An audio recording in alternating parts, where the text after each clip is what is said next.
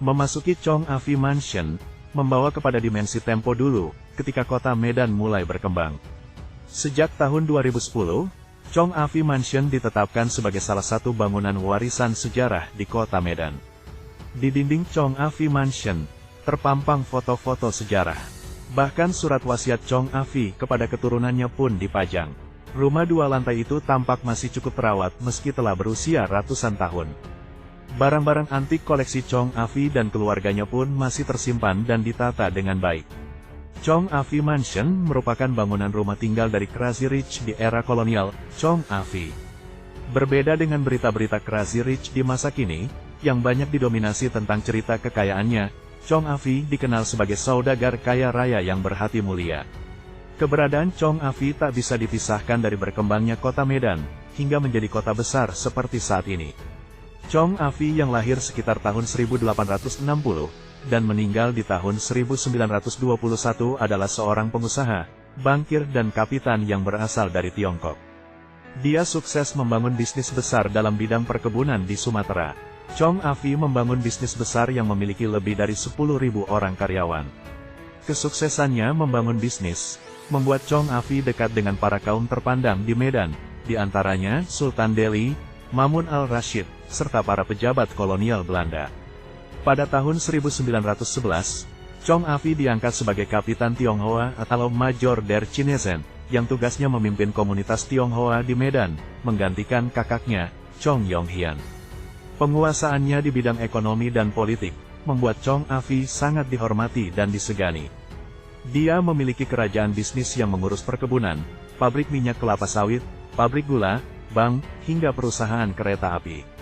Lahir dengan nama Chong Fung Nam, Chong Afi merupakan keturunan orang Hakka di Sungkou, Meixian, Guangdong, Tiongkok. Sebelum dikenal dengan nama Chong Afi, dia juga pernah diberi nama Chong Yao Hian. Meskipun dikenal sebagai Crazy Rich, siapa sangka Chong Afi dilahirkan dari keluarga yang sederhana. Bahkan, Chong Afi dan kakaknya Chong Yong Hian harus meninggalkan sekolah untuk membantu menjaga toko milik ayahnya. Putus sekolah, dan mendapatkan pendidikan seadanya, tidak membuat kemampuan intelektual Chong Afi surut. Dia bahkan memiliki kecerdasan yang luar biasa, serta memiliki kemampuan berdagang yang tinggi. Tak heran, usaha keluarganya menjadi sukses. Merantau ke wilayah Hindia Belanda, menjadi pilihan Chong Afi muda, dengan tujuan mencari penghidupan yang lebih baik. Dia berangkat ke Medan, pada tahun 1875, saat usianya masih sangat belia, yakni 18 tahun. Berbekal sedikit uang, Chong Afi muda nekat mengadu nasib di Medan. Dia menyusul kakaknya, Chong Yong Hian yang sudah 5 tahun hidup di jantungnya Sumatera Utara. Tiba di Medan, Chong Afi bekerja di toko milik Chong Sui Fo yang merupakan teman kakaknya. Kerjanya serabutan, tugasnya menangani pembukuan toko, melayani para pelanggan, hingga menagih utang. Bahkan, dia juga harus menjalankan tugas-tugas lain di toko tersebut, agar bisnis tetap bisa berjalan.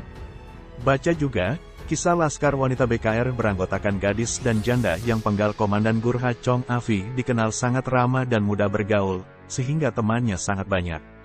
Bukan hanya orang Tionghoa saja, dia juga bersahabat dengan orang Melayu, Arab, India, dan pastinya orang Belanda. Sebagai perantauan, dia sangat menghormati budaya masyarakat lokal. Salah satunya dibuktikannya dengan belajar berbicara menggunakan bahasa Melayu, yang kala itu sudah menjadi bahasa perantara masyarakat di Tanah Delhi. Kehidupannya sangat bersih. Dia begitu tangguh dan tak tergoyahkan, meskipun godaan candu, judi, mabuk-mabukan, dan pelacuran begitu kuat kala itu. Sifatnya yang begitu baik, membuatnya menjadi teladan dan memiliki jiwa kepemimpinan yang menonjol. Kedewasaan dan kebijaksanaannya dalam setiap berpikir serta bertindak, membuat Chong Afi sering menjadi juru damai dan penengah ketika terjadi konflik di antara warga Tionghoa dengan etnis lain. Kala itu, di wilayah perkebunan Belanda, sering terjadi keributan di kalangan buruh. Keributan itu tak jarang memicu kekacauan yang lebih besar. Berkat kecakapannya, Chong Afi sering diminta Belanda untuk membantu menyelesaikan kekacauan-kekacauan itu. Setelah kakaknya wafat, Chong Afi dipercaya menjadi kapitan pada tahun 1911. Bahkan, atas rekomendasi Sultan Delhi, Chong Afi akhirnya menjadi anggota Gementerat atau Dewan Kota, dan Kulturrat atau Dewan Kebudayaan. Tak hanya itu, dia juga menjadi penasihat pemerintah Hindia Belanda untuk urusan Tiongkok. Sebelum merantau ke Hindia Belanda, Chong Afi telah memiliki istri bermarga Lai di Changnam, Tiongkok. Sementara, saat sudah merantau ke Delhi, dia menikah dengan Nona Cheu dari Penang. Dari pernikahannya dengan Nona Cheu, Chong Afi dikaruniai 3 anak, yakni Chong Kong Leong, Chong Song Jin, dan Chong Wei Jin. Pada perjalanannya, Nona Cheu meninggal dunia, sehingga Chong Afi memutuskan untuk menikah yang ketiga kalinya.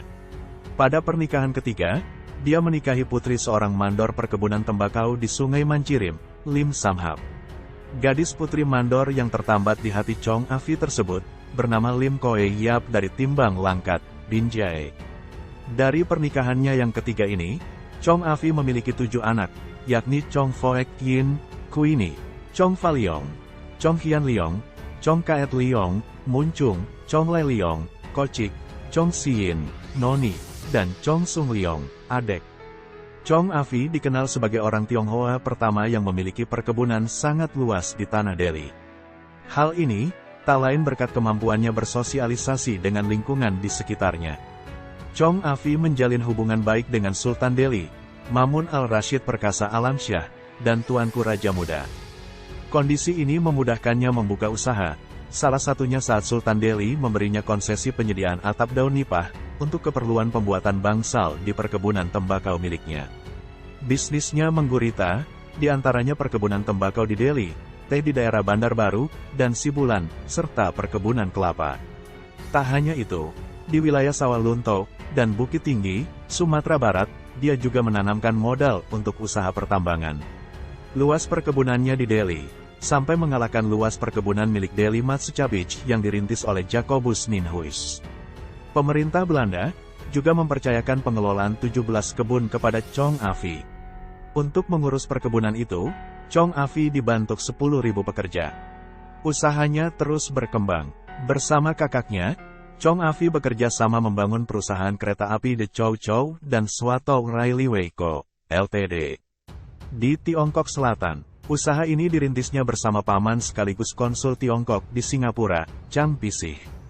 Bisnisnya yang terus berkembang dan menggurita, hingga turut memajukan kota Medan, tak luput dari prinsip hidup Chong Afi. Dia selalu mengamalkan 3 hal, yakni jujur, setia, dan bersatu. Chong Afi juga selalu menghormati wilayah yang didatanginya. Prinsipnya, di mana langit dijunjung di situ bumi dipijak. Dia juga tak rakus menguasai hartanya. 5% dari keuntungan usahanya selalu dibagikan kepada para pekerja. Semasa hidupnya, Chong Afi sangat berjasa atas perkembangan kota Medan. Kota yang kala itu dikenal dengan nama Delhi Tua, mendapatkan sumbangan menara lonceng untuk gedung balai kota Medan yang lama dari Chong Afi.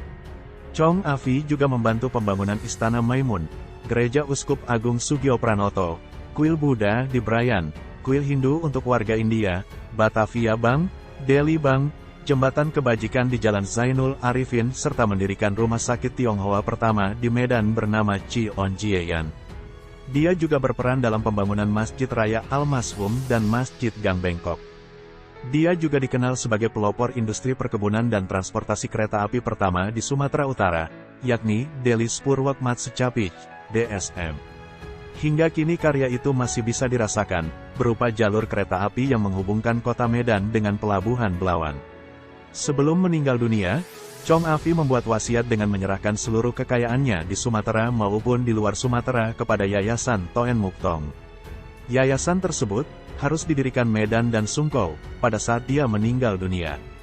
Tak hanya itu, dalam wasiatnya, dia membuat pernyataan tertulis agar yayasan itu nantinya juga memberikan bantuan keuangan untuk kepentingan penyelesaian pendidikan kepada para pemuda berbakat dan berkelakuan baik, tanpa membedakan kebangsaan. Yayasan Toen Muk Thong ini juga diwasiatkan oleh Chong Afi untuk membantu orang tidak mampu bekerja dengan baik akibat cacat, serta membantu mereka yang menjadi korban bencana alam tanpa memandang etnis. Apopleksia atau pendarahan otak membuat perjalanan hidup Chong Afi berakhir. Pengusaha kaya raya ini meninggal dunia pada tanggal 4 Februari tahun 1921. Kepergiannya untuk selamanya membuat warga kota Medan berduka. Ribuan orang pelayat datang dari berbagai daerah, untuk mengantarkannya ke tempat peristirahatan abadi. Para pelayat itu tak hanya datang dari kota Medan, mereka juga datang dari Sumatera Timur, Aceh, Padang, Penang, Malaya, Singapura, dan Pulau Jawa.